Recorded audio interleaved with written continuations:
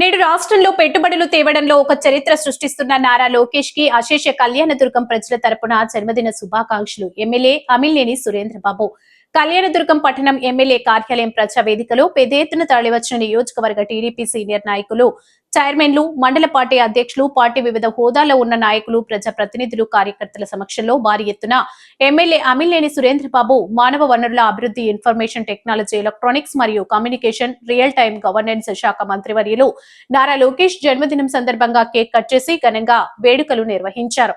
ఈ సందర్భంగా ఎమ్మెల్యే అమిలినేని సురేంద్రబాబు మాట్లాడుతూ, మన ప్రధానమంత్రి, ముఖ్యమంత్రి సహాయ సహకారాలతో దేశాన్ని, రాష్ట్రాన్ని శాసించే నాయకుడు మొన్న జరిగిన బీహార్ ఎన్నికల్లో తన వాక్పాటిమతో ఎన్డీఏ కూటమి అధికారంలోకి రావడానికి ఒక ముఖ్య కారకుడు మన యువ నాయకుడు నారా లోకేష్. నాడు రాజకీయాల్లో అడుగుపెట్టిన ఆయనను అవహేళన చేసి అవమానపరిచారు.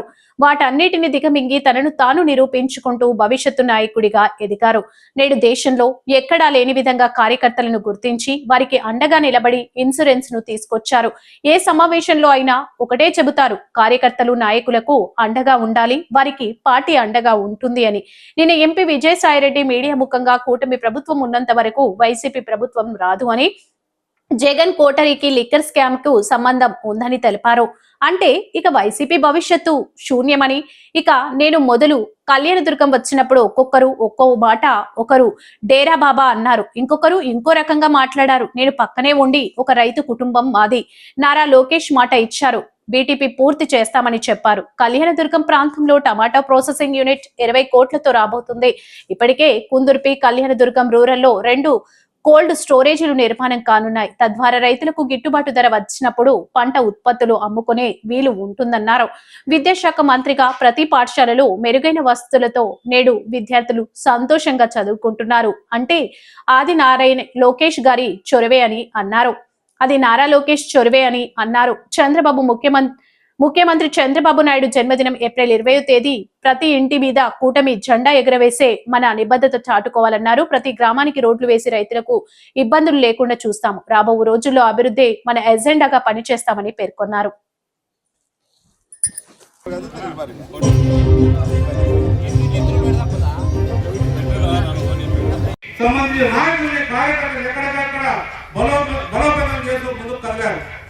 పార్టీ నాయకులైనా కార్యకర్తలైనా అమితమైన ప్రేమ.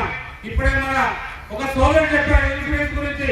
నిజంగా చాలా గొప్ప కార్యక్రమం, చాలా మంచి కార్యక్రమం. ఆయన ఏ రకంగా, ఎందుకంటే ఆయన అవమానాలకి తోడుగా ఉండండి పార్టీ కార్యకర్తలని ఖచ్చితంగా చెప్పాలి. అలాంటి కార్యకర్తల్ని రుణం తెచ్చుకోవాలనే ఉద్దేశంతోనే ఆ రోజు ఇన్సూరెన్స్ కావచ్చు. ఈ రోజు కూడా ఏ రోజు మీటింగ్ జరిగినా నాకు ఒకటే చెప్తారు, మీరు కార్యకర్తలతో బాగుండండి, నాయకులను గౌరవించండి, నాయకుల మధ్యలో ఉండండి, ప్రజల మధ్యలో ఉండండి, ప్రజలకు సేవ చేయండి తప్ప ఏ రకమైన పార్టీకి కానీ, ప్రజలకు కానీ, లేదా పార్టీకి సంబంధించిన నాయకులు కానీ, కార్యకర్తలు కానీ ఇబ్బంది పెట్టదు. మనం ఎన్డీఏ ప్రభుత్వంలో ఉన్నాం. ఎన్డీఏ ప్రభుత్వంలో ఎప్పుడు కూడా ఒకటే చెప్పారు, బీజేపీలో చాలా క్రమశిక్షణ ఉంటుంది. మన కనకరాజు జయంతి మధ్యలో అదే చెప్పాడు, నాకు ఎంతో క్రమశిక్షణ బీజేపీ పార్టీలో ఉంటుంది. అలాంటి బీజేపీ పార్టీ సిద్ధాంతాలు మనం కూడా అమలు చేసుకోవాలి. కార్యకర్త ఏది కూడా ఆశించాడు, కార్యకర్త పార్టీ కోసం పనిచేస్తాడు, పార్టీలో జెండా మోపుతాడు.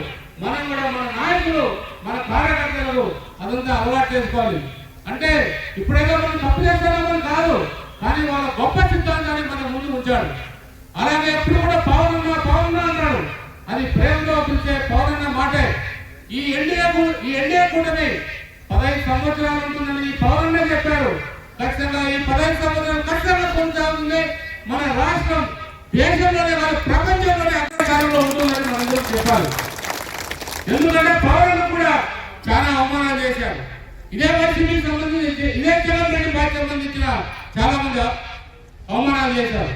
నిన్ననే చూసాం, విజయసాయిరెడ్డి బయటకు వచ్చి ఏం చెప్తున్నారు, జగన్ పార్టీ నిలవదు, ఈ కూటమి ఐక్యత ఉన్నంత కాలం జగన్ పార్టీ అనేది ఉండదు అని ఖచ్చితంగా చెప్పారు.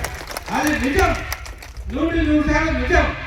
ఎందుకంటే అతనే చెప్పాడు, ఈ లిక్కర్ స్కామ్ లో నాకు భాగస్వామ్యం లేదు, కానీ మిగిలిన వాళ్ళందరికీ ఈ కూటమి కన్నా భాగస్వామ్యం ఉందంటూ తెలియజెప్పాడు. అంటే ఎన్ని అరాచకాలు చేసిన వ్యక్తి మరి ప్రభుత్వంలోకి వస్తుందంటే నమ్ముతామా? అది వీలు కాదు.